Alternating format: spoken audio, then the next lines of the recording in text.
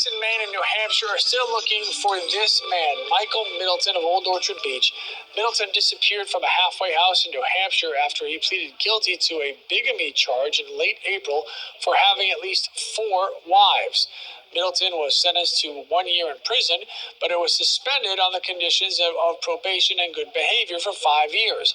A warrant was issued on May 1st when he lied to his probation officer, disconnecting his phone, and then he disappeared. Wives, including a New Hampshire woman, will not spend any time in prison as part of a plea deal. Michael Middleton pleaded guilty to bigamy. He's accused. She is hurt and disgusted.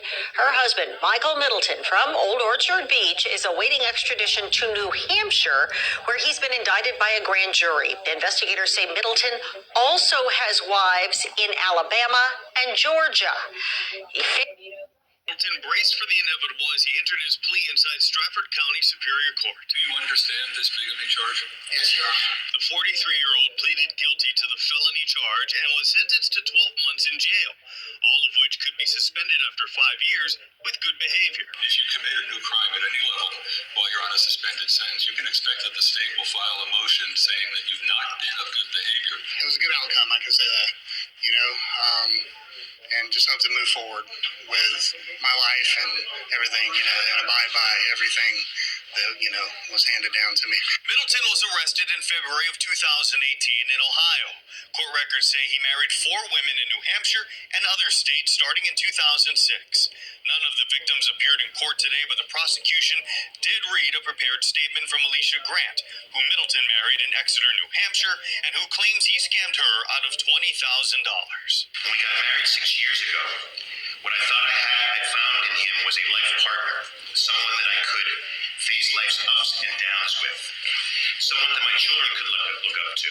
Instead, I got 6 years of pain and misery. And your remorse to anything?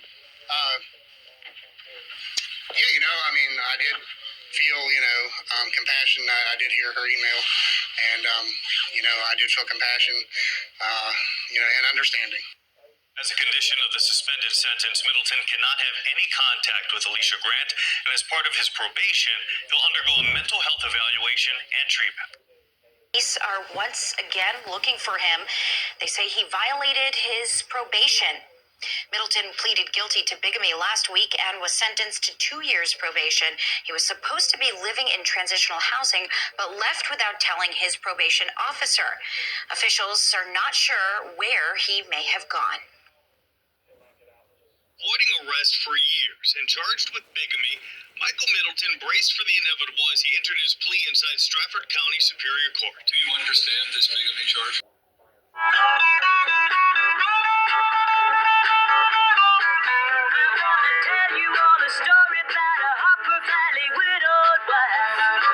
Michael Middleton, Michael David Middleton, on some of his marriage certificates, shall I say, in the state of Maine and throughout the country. His signature is the same as William Eugene Asher.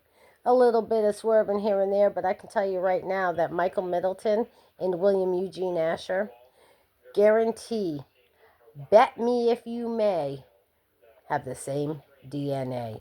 And that's why the police refuse to look for him. The state of Maine, York County, says they no longer have a warrant for him. Why is that? Domestic violence, bigamy, and all of the things that he's done, he's getting away with. Michael Middleton is not Michael Middleton. That's why, because he's William Eugene Asher. Real date of birth, 11/26/69, and he's wanted out of Rutland, Vermont, as well as he resides right there by Dover, New Hampshire, works for and with the fucking police. There's your answer. And I'm going to show you a few more pictures of him. I'm going to show you a copy of the marriage certificate, and then I'm going to start showing you the pictures and information of Michael Middleton when he was William Eugene Asher, born William Eugene Asher, and 30 years ago, what he looked like when he was William Eugene Asher, Danny Mitchell Stevens, Donald Luther Jr., Jason Sims, and God only knows how many other, but a whole lot more.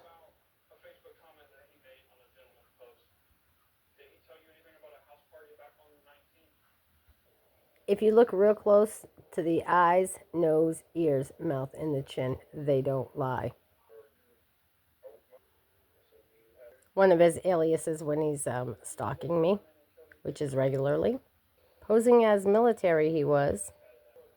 Some of the aliases. And here he is in his younger days, William Eugene Asher, when he was caught posing as Donald Lowther Jr. from West Virginia.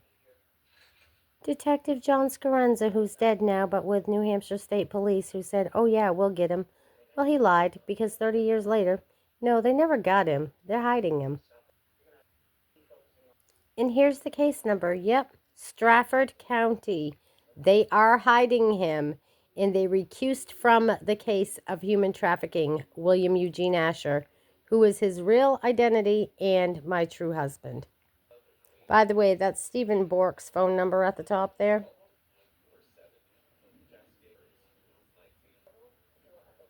Morgantown, West Virginia State Police. They refuse to admit that this took place. And yeah, well, Dorsey Lane, Morgantown, West Virginia. That's where they lived at the time. Linda Thorman, and he was living under the name of Danny Mitchell Stevens. William Eugene Asher. That's another trooper, John Analock. He's now retired. He's still alive. But again, the district attorney for that county claims that they never heard of such a thing. They have no recollection, and they seemingly think that we're liars. How do I have all this proof if it didn't happen, West Virginia? This is right from Inside Edition. Oh, yes, and then the car. Similar car. Perhaps maybe the same car that was used in the Bardstown murders. Bardstown, Kentucky. And just listen to me. The same color, same make, model, and everything, okay? My daughter's car was stolen and used in a shooting. That was never solved either. And in her car, for some reason, burned as she was going down the road, heading to the courthouse.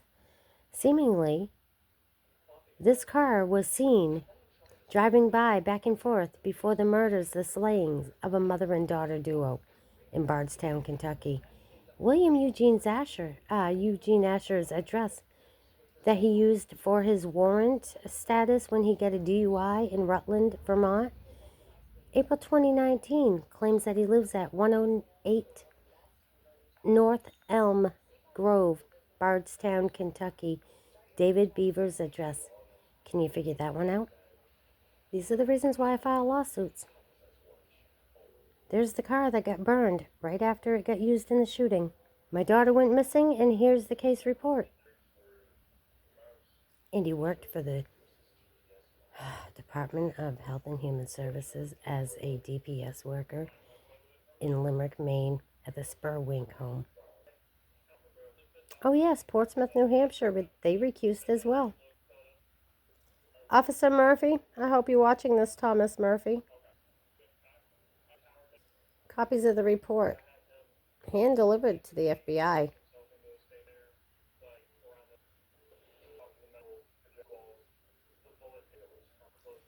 One of my campers that got stolen with all of my personal information, including my American Legion paperwork.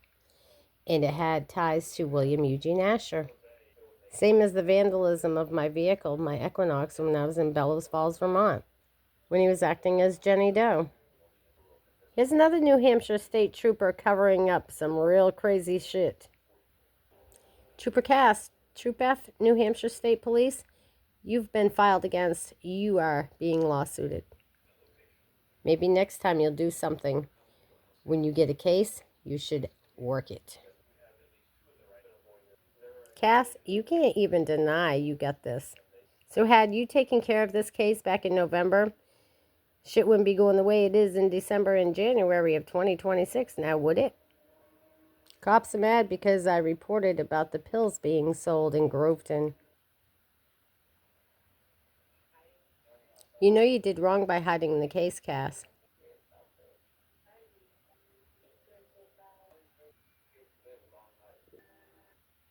Now, I would suggest anybody watching this, New Hampshire State Police, and everybody, all you pill-popping fucking junkies and dealers, the Benoits, You rapists, you murderers, everybody that's been doing this stuff, I have your names and you've been discussed with the police. And the police are involved in dealing drugs, disappearances, and murders. Troop F from New Hampshire State Police, that's right. Kewaskum County Sheriff's Department, that's right. Attorney General John Formella, that's right. They are all aware throughout the state of New Hampshire, and most of them are involved. And I don't say that lightly. I promise you, I know that there are police involved in drug dealing, raping, drugging, and disappearances, as well as murders of not just women and children, but males too. Because there's no way that the cops sit right down there on Main Street in Lancaster, New Hampshire, and not knowing about all the drugs going in and out and around Lancaster, Main Street. There was a bus there. Why did it take you so long? And why are the Benoits always getting out on bail when they're already out on bail? Why is it that they keep on getting out and dealing more drugs and getting caught dealing more drugs? Can you answer that, Lancaster and Kewaskum County Sheriff's Department, as well as New Hampshire State Police and Attorney General John Formella, as well as Kelly Ayotte? Thank you.